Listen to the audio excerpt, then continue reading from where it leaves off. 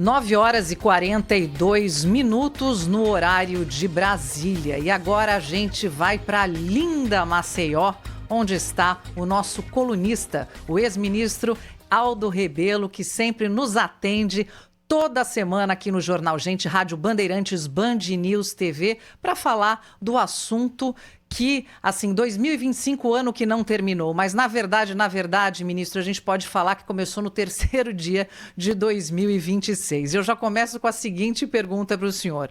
Trump quis o petróleo da Venezuela. Aqui na Europa, tá de olho grande na Groenlândia. E no Brasil, nós temos nossa própria Venezuela, entre aspas, a linda e rica Amazônia. Gostaria de ouvir o senhor a esse respeito. Um ótimo dia. Bom dia, Sônia. Bom dia, Pedro. Bom dia, Adriano. Bom dia, Thaís. Bom dia, os nossos internautas.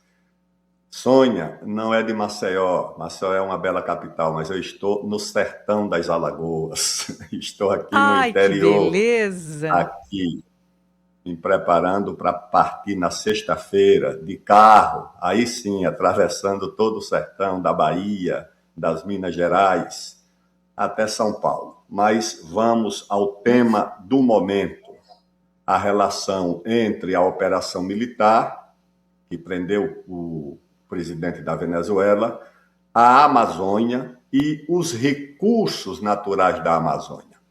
Quando a operação aconteceu, ela tinha uma bela justificativa, a defesa da democracia, da liberdade, um governo ilegítimo, um regime ditatorial, uma eleição fraudada. E tudo isso é verdadeiro.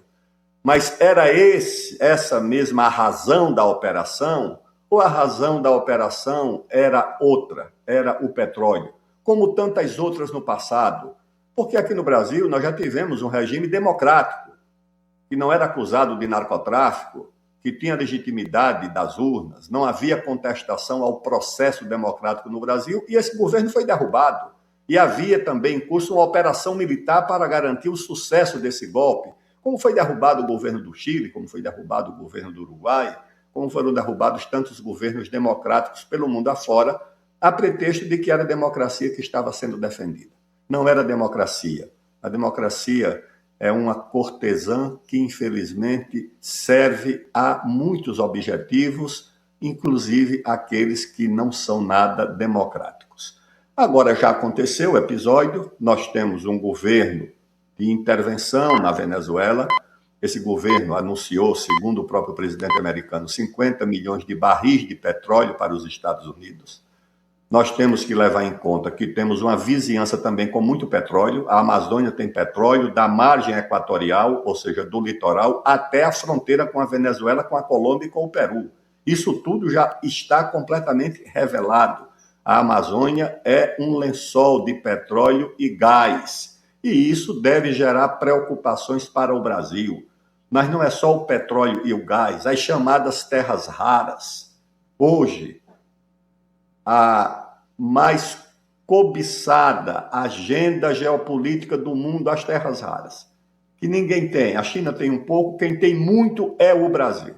O Brasil é quem tem as maiores reservas de terras raras do mundo, e só nós não nos preocupamos com isso, porque os Estados Unidos sabem disso. Você tem a maior reserva de biodiversidade também na Amazônia. Você tem a maior reserva de água doce do mundo na Amazônia. Você tem a maior floresta tropical do mundo na Amazônia, então você tem na Amazônia aquilo que o mundo todo cobiça. E o Brasil não tem como mudar o mundo. O Brasil tem como se proteger da cobiça. No Ministério da Defesa, nós já tínhamos essa preocupação e algumas providências adotadas ou outras que deveriam ser adotadas no futuro. Em primeiro, reforçar a presença demográfica, porque não é só a presença militar. Se a sua terra não tem a sua gente, ela não te pertence. Esse é o princípio do uti possidetis. É um princípio antigo que ajudou a demarcar as fronteiras do mundo, inclusive do Brasil. É dono quem tem a posse. E tem a posse quem tem a ocupação demográfica e a ocupação econômica. E nós temos um vazio demográfico gigantesco na Amazônia. Essa Amazônia Ocidental, ela tem a presença de algumas tribos que ainda não têm nem sequer contato com outras formas humanas, com outros grupos humanos, que são as tribos isoladas. E minério, petróleo, ouro, potássio, diamante e tudo o que você imaginar. Então, nós temos que tomar essas providências. Uma delas era abrir a segunda esquadra no norte do Brasil e criar uma base para essa segunda esquadra. O Brasil só tem uma esquadra sediada no Rio de Janeiro. Então, nós não temos como proteger a Amazônia e o Atlântico, o norte do Atlântico do nosso país, saindo do Rio de Janeiro. Eu fui até o Maranhão com o comandante do Exército, que era o general Vilas Boas, o comandante da Marinha, que era o almirante Bacelar, para passar uma área do Exército para a Marinha, onde será construída a segunda base da esquadra brasileira, e uma base de submarinos, porque são águas profundas. Qual é o objetivo? Proteger a foz do Amazonas, não deixar que uma ameaça externa possa adentrar o nosso território, que a única forma é pelo rio, é sair do Atlântico e entrar pelo rio Amazonas. Proteger com a segunda esquadra, com a segunda base de submarinos, recolocar Fernando de Noronha como uma base militar, porque nós temos uma linha entre Natal. Por que é que os americanos quiseram uma base militar em Natal, uma base aérea em Natal? Por que é que havia planos, inclusive, de ocupação do Nordeste? Tanto o plano dos Estados Unidos quanto o plano da Alemanha, nazista na época, porque é a base que garante a assistência a toda a operação na África e na Ásia, quando o espaço aéreo europeu estiver fechado. Então, a Marinha já sabe que pode fechar esse corredor Natal-Dakar se tiver submarino e se tiver uma esquadra razoável. E Fernando de Noronha é um porta-aviões fixo que você tem ali. Não tem sentido Fernando de Noronha não ter uma utilidade militar para o Brasil e reforçar a nossa presença em Natal. Abrir uma outra base lá no norte do Brasil, ou em Boa Vista, em Roraima, ou em Tiriós, na fronteira com o Suriname, uma base aeroespacial.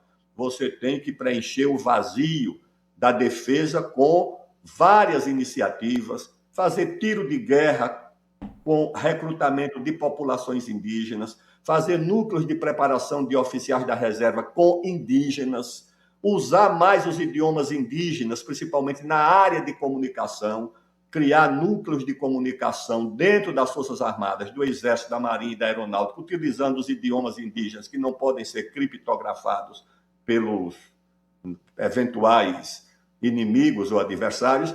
Ou seja, você tem que tomar essas medidas. A Marinha não pode contar com 3 navios patrulha na Amazônia. A Marinha tem que ter muito mais navios e lanchas de patrulha, porque não é só por causa de uma ameaça externa. A ameaça já está presente, que é o narcotráfico.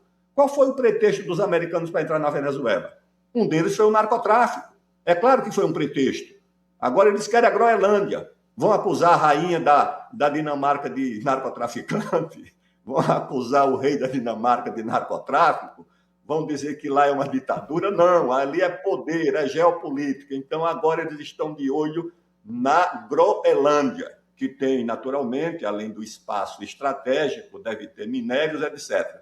Agora, o seguinte, se a Groenlândia, coitada, é cobiçada, você imagine a Amazônia. Então, o Brasil tem que tomar medidas de defesa, proteger o seu território, as suas fronteiras, com as iniciativas demográficas, econômicas e militares ao nosso alcance. E o resto é viver bem, tratar bem, são nossos vizinhos antigos, já tivemos boas experiências e más experiências com eles, mas eles estão aí, eles são incontornáveis. É o principal vizinho de hemisfério nosso, do hemisfério ocidental, são os Estados Unidos. Tem que conviver, mas tem que ter cuidado e tem que se prevenir. Ministro, deixa eu perguntar uma coisa para o senhor a respeito do posicionamento do governo brasileiro sobre essa história toda.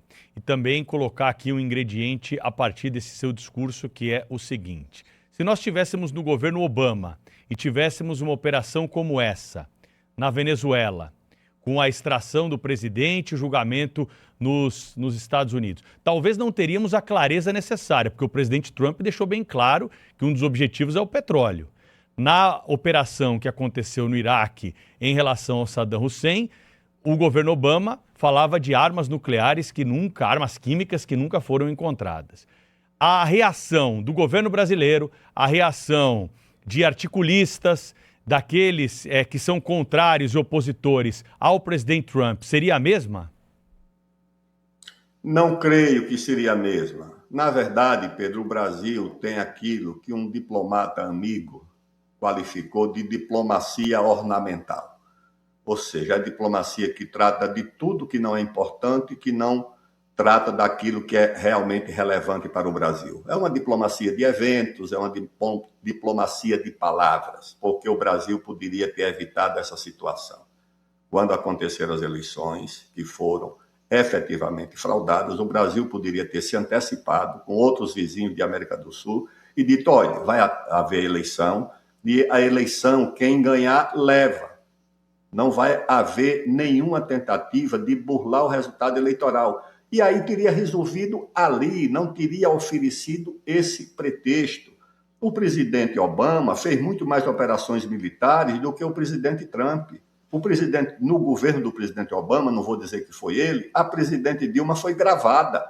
A primeira-ministra da Alemanha foi gravada. Foi um grave crime contra um chefe de Estado. Você não pode gravar um chefe de Estado estrangeiro. Pode ser até que ele nem tenha tomado conhecimento disso, que tenha sido tal chamado Estado profundo.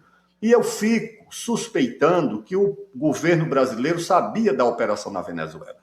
A reação foi uma reação contraditória, porque diz, é inaceitável, mas aceitou. Ou seja, eu creio que a diplomacia brasileira utilizou um jogo duplo. Ou seja, depois do fato acontecido, nós vamos contestar, nós vamos protestar, nós vamos cumprir o manual da soberania e da independência das nações, mas deixa para lá todo mundo que convive ou que tem relação próxima com as fontes diplomáticas sabia que o Maduro estava por conta própria. Ou seja, o mundo foi dividido em 3 esferas de influência. Uma oriental, que está com a China, uma na Europa Oriental e na Eurásia, que está com a Rússia, e outra no hemisfério chamado ocidental, que está com os Estados Unidos. Ou seja, cada um tomou conta do seu morro, tá certo? E nenhum invade o morro do outro. Cada um tomou conta do seu mercado, das suas esferas de influência, e o Brasil, pelo tamanho que tem, ele não precisa ficar na esfera de influência de ninguém. Ele não precisa confrontar ninguém.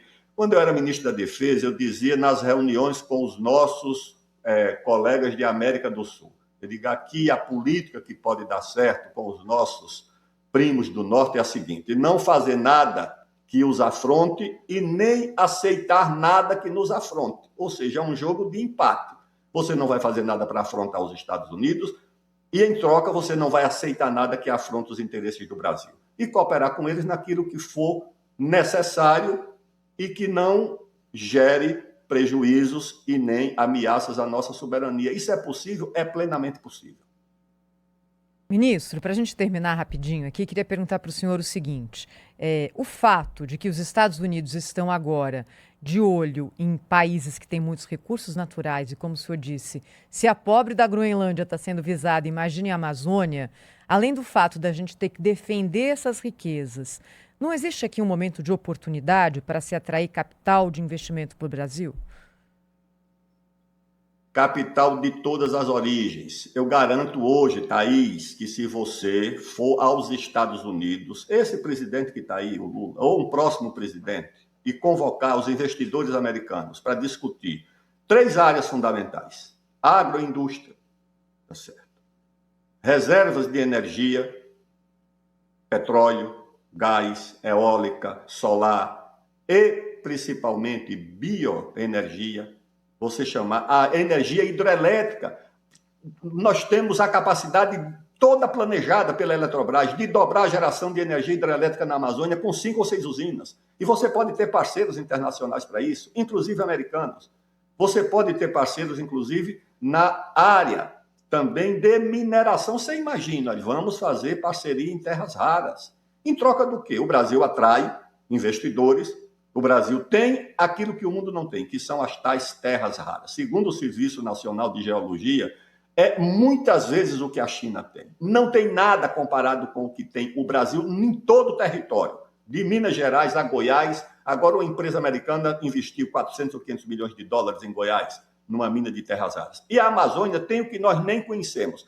Você atrai os investidores. Se você for aos chineses, mas você atrai também todo o investimento para aqui. Eles são donos dos 5 maiores bancos do mundo. Dos 10 maiores, 5 são chineses e são os 5 maiores do mundo. Você atrai os europeus, atrai os alemães. Eu conheço, levei os alemães quando era ministro da Ciência e Tecnologia lá para a Amazônia. Nos deram, inclusive, uma torre, a chamada Torre Alto, uma torre de 350 350 metros de observação atmosférica. Trouxeram uma equipe de 70 pessoas do Instituto Max Planck. Eles têm essas grandes empresas de biotecnologia, de fármacos, eles têm a Baia, têm a BASF, eles têm tudo. Todo esse pessoal está interessado em investir no Brasil e o Brasil pode fazer em cooperação. Claro que só vou investir se tiver algum ganho.